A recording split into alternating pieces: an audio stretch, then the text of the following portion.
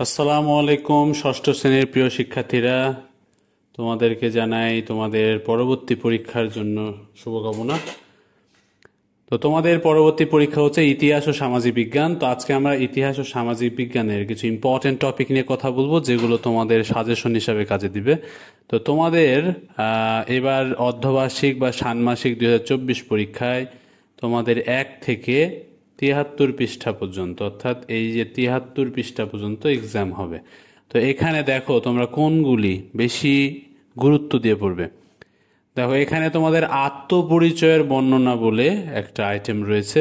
এই আত্মপরিচয়ের বর্ণনা বলতে তোমাদের ইংরেজিতে তোমরা অনেকে মাইসেলফ পড়েছো, অর্থাৎ নিজেদের সম্পর্কে বলতে তোমাদের টিচাররা তোমাদের পরীক্ষার হলে ডাকতে পারে যে তুমি তোমার সম্পর্কে কিছু বলো, তোমার কি করতে ভালো লাগে। যেমন দেখো, আমি বই পড়তে ভালোবাসি, নতুন নতুন বিষয় সম্পর্কে জানতে আমি খুব পছন্দ করি, চারপাশের মানুষ ও প্রকৃতি সম্পর্কে আমার অনেক কৌতূহল, আমি বিতর্ক প্রতিযোগিতায় পুরস্কার পেয়েছি। এই যে নিজের সম্পর্কে বলা। এরপরে রয়েছে দেখো পরবর্তীতে, যেখানে তোমাদের পুরো এই চ্যাপ্টারগুলো সাধারণত খুশি আপাকে দিয়ে মানে আলোচনা করা হয়েছে, অর্থাৎ সব জায়গায় দেখবা খুশি আপার নাম। খুশি আপা নিয়ে বেশ কিছু কথা আসবে। তারপরে এই যে শেখ মুজিব, ইম্পর্টেন্ট একটা টপিক, ছেলেবেলার মুজিব। তো ছেলেবেলার মুজিব থেকে কিছু প্রশ্ন আসবে, যেমন উনার জন্মস্থান কোথায়, হ্যাঁ, তারপরে দেখো যে উনি মারা গেছেন কবে, তার জন্ম সাল কবে, এবং পাকিস্তানিদের সাথে সে যেই নির্যাতন করেছিল পাকিস্তানে আমাদের উপরে, এই বিষয় নিয়ে টুঙ্গিপাড়া সম্পর্কে। এরপরে তিনি কবে জন্মগ্রহণ করেছিলেন, তার বাবার নাম কি, তিনার মায়ের নাম কি, এই সব টপিকগুলা। তো বঙ্গবন্ধু সম্পর্কে তোমরা একটু অবশ্যই পড়বা। এরপরে দেখো যে এখানে কিছু ওই যে 1938 অর্থাৎ 1938-এর এখানে বেশ কিছু টপিক আছে, কে ফজলুল হক সম্পর্কে, সোহরাওয়ার্দী সম্পর্কে। তো এই টপিকগুলো একটু দেখতে হবে। এরপরে দেখো এখানে একটা ছক আছে 6 পৃষ্ঠায়। ছকটা হলো বঙ্গবন্ধুর আত্মপরিচয়ের ছক, অর্থাৎ এখানে তোমরা কি করবা, যে বঙ্গবন্ধু সম্পর্কে লিখবা। ধরো তুমি লিখলা যে 1920 সালের মার্চ মাসে তিনি জন্মগ্রহণ করেছেন, এটা একটা। তিনি মারা গেছেন ধরো 1975 সালে, ঠিক আছে। তো এটা গেল। তারপরে তার বাবার নাম কি, তার মায়ের নাম কি, এই সব টপিক ধরে ধরে এখানে লিখতে হতে পারে। এরপরে আসো বেগম রোকেয়া সাখাওয়াত হোসেন, নারী জাগরণের দিশারি বা নারী জাগরণের অগ্রদূত বলা হয়। অর্থাৎ এখন মেয়েরা, তোমরা যারা এত সুন্দর করে পড়াশোনা করছো, স্কুলে যাচ্ছ, এটা সম্ভব হতো না যদি না তিনি থাকতেন। তো ওনার সম্পর্কে বেশ কিছু ইনফরমেশন এখানে দেওয়া আছে, তোমরা একটু দেখে নিবা। এরপরে এই যে তার সুলতানাস ড্রিম নামে একটা তিনি গল্প লিখেছিলেন, এটা। তারপর ওয়ালিউল্লাহ সম্পর্কে কিছু তথ্য রয়েছে, এগুলা। এরপরে দেখো এখানে তোমাদের একটা কাজ আছে, চলো আমরা জাতির পিতা বঙ্গবন্ধু শেখ মুজিবুর রহমান এবং বেগম রোকেয়ার জীবনের বিভিন্ন গুরুত্বপূর্ণ দিক জেনে পরিচয়ের ছক তৈরি করি। তো এখানে দেখো একটা পরিচয়ের ছক আছে। তো এই পরিচয়ের ছকটা তোমরা একটু দেখতে পারো, যে তাদের ভাই বোনের সংখ্যা, হ্যাঁ, এই যে দেখো তাদের ভাই বোনের সংখ্যা, জন্ম তারিখ, এরপরে ব্যক্তিগত নীতি, প্রিয় রং, প্রিয় শখ, এগুলা। এরপরে দেখো তোমাদের সাফ অনূর্ধ্ব-19 নারী চ্যাম্পিয়নের সেরা বাংলাদেশের মেয়েরা। এই টপিকটা জাস্ট রিডিং পড়ে যাও, অতটা গুরুত্বপূর্ণ না। এরপরে আমরা যেতে পারি মিল আর অমিলের ছক। এখানে জাতীয়তা নিয়ে কিসের আমাদের মিল আছে, কিসের অমিল আছে, চাকমাদের সাথে, হ্যাঁ। তো সংস্কৃতির কি মিল কি অমিল, ভাষার কি মিল অমিল, এই টপিকগুলো নিয়ে কথা বলতে পারি আমরা, এবং এগুলো আসতে পারে। তোমাদের গেলে আমি এটুকু বলে রাখি যে আমি যে সাজেশনটা দিব, এটা যে 100% কমন আসবে সেটা না, কিন্তু তোমরা পড়বা এগুলো আর কি। তোমাদের প্রশ্ন কেমন হবে সেটা তোমরা পরীক্ষার আগের রাত্রে আমাদের চ্যানেলটি অবশ্যই সাবস্ক্রাইব করে রাখবে। আমরা পরীক্ষার আগের রাত্রে, আমরা সন্ধ্যার পর, এর আগে আমরা সাধারণত অনেক রাতে ভিডিও দিয়েছি, সেটার জন্য ক্ষমা প্রার্থী। আমরা এখন থেকে সন্ধ্যার পর পরে ভিডিও দিব, কারণ আমরা আমাদের সব কাজ সেরে তোমাদের জন্য ওয়েট করব তোমাদের ভিডিও দেওয়ার জন্য। তোমরা অবশ্যই আমাদের চ্যানেলটি সাবস্ক্রাইব করে রাখবে, যেন নোটিফিকেশনটি অন করে রাখবে, যেন যথাসময়ে ভিডিওটি পেয়ে যাও। তো এখানে দেখো চাকমা কিছু ক্ষুদ্র নৃগোষ্ঠীর নামগুলো অবশ্যই তোমাদের জানা দরকার। চাকমা, গারো, মারমা, সাঁওতাল, হ্যাঁ, এরপরে হাজং, মণিপুরি, তঞ্জঙ্গা, বাঙালি, আমরা যেমন বাঙালি। তো এই বিভিন্ন ধরনের ক্ষুদ্র নৃগোষ্ঠী রয়েছে। এরপরে দেখো বাংলা ভাষায় একটা মজার ইয়া আছে যে আমাদের প্রিয় দেশ বাংলাদেশ, আমরা সবাই আমাদের সংস্কৃতিকে রক্ষা করব। চাকমা ভাষা এটা বলেছে, আমার হোচপানার দেশ বাংলাদেশ, আমি বেগে আমার রশি সুদম বাজে রাগে মং। হ্যাঁ, তো এগুলো একটু পড়তে পারো তোমরা, ভালো লাগবে আর কি। আর রাস্তা চেনার মানচিত্র, এই মানচিত্র নিয়ে আমি আজকেও ক্লাসে স্টুডেন্টদের দেখালাম।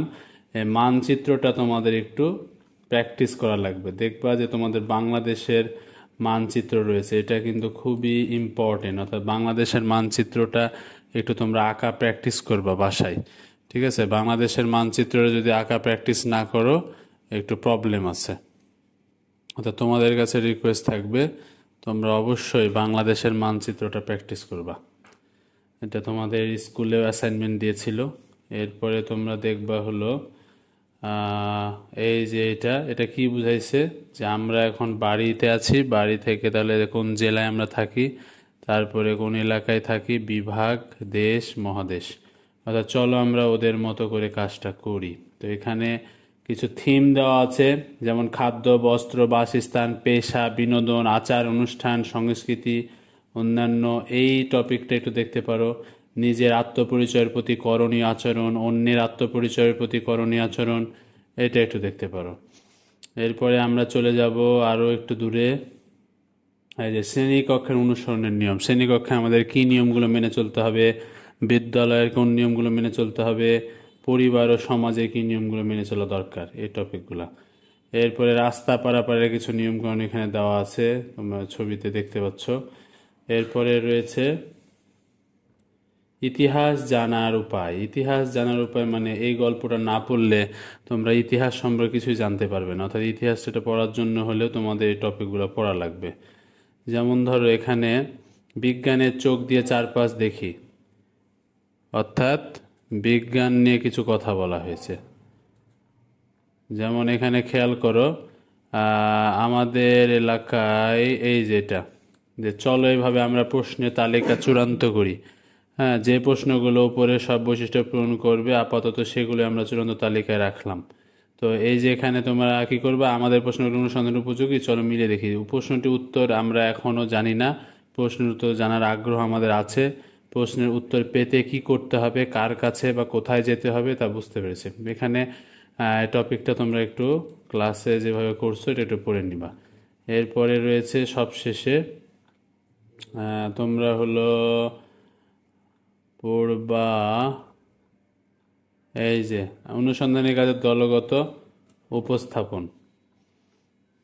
এরপরে রয়েছে হলো এই যে খুশি আপা, তোমাদের সব জায়গায় আছে খুশি আপা। এখানে অনুসন্ধানের জন্য বিষয়বস্তু নির্ধারণ করেছি, এখানে হ্যাঁ না না, এটা অনুসন্ধান নিয়ে তোমরা এটা আশা করি করেছো। এরপরে এটা বাংলা অঞ্চলের ইতিহাসে ভূপ্রকৃতির প্রভাব, অর্থাৎ বাংলাদেশ অঞ্চলের ভূপ্রকৃতির প্রভাবটা কেমন, একদিন আগের ঘটনা লিখবা, এক সপ্তাহ আগে তোমার এলাকায় বিশেষ কোনো ঘটনা থাকলে সেটা লিখবা, এক বছর আগে, গত বছর 2023 সালে কি কোনো ঘটনা যদি তোমার উল্লেখযোগ্য মনে থাকে সেটা লিখবা।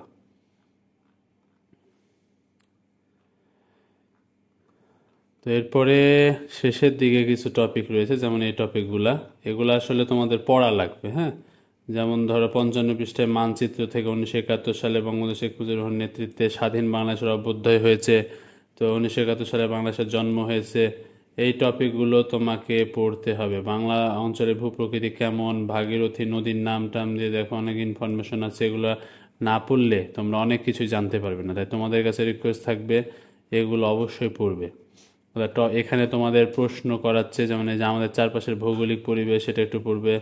তারপরে দক্ষিণ এশীয় বিশ্বের ইতিহাসের ভূপ্রকৃতির প্রভাব, এটা দিয়ে তোমরা কি করবা, এই যে দেখো মানব সভ্যতার দ্বিতীয় বিপ্লব, নগর বিপ্লব কিভাবে হয়েছিল, কিভাবে আমরা আজকে এত আধুনিকভাবে জীবনযাপন করছি, এর সূত্রপাত কিভাবে হয়েছিল, এই যে কিছু স্থাপত্য পাওয়া গেছে, এগুলা সব এখানে আলোচনা করা হয়েছে। অর্থাৎ এইভাবে তোমরা 73 পৃষ্ঠা পর্যন্ত বিশেষ করে লিখিত উৎস, অলিখিত উৎস, এগুলো একটু পড়ে নিবে। তো ধন্যবাদ সবাইকে, আশা করি তোমাদের পরীক্ষা যেন খুবই ভালো হয়, আর পরীক্ষা কেমন হয়েছে অবশ্যই আমাদেরকে জানিয়ে দিবে, আর অবশ্যই চ্যানেলটি সাবস্ক্রাইব করে দিবে, পরবর্তী ভিডিওতে দেখা হবে এবং পরীক্ষার আগের দিন সন্ধ্যায় অবশ্যই রেডি থাকবে তোমাদের ভিডিওটি পেয়ে যাওয়ার জন্য। ধন্যবাদ। আল্লাহ হাফেজ।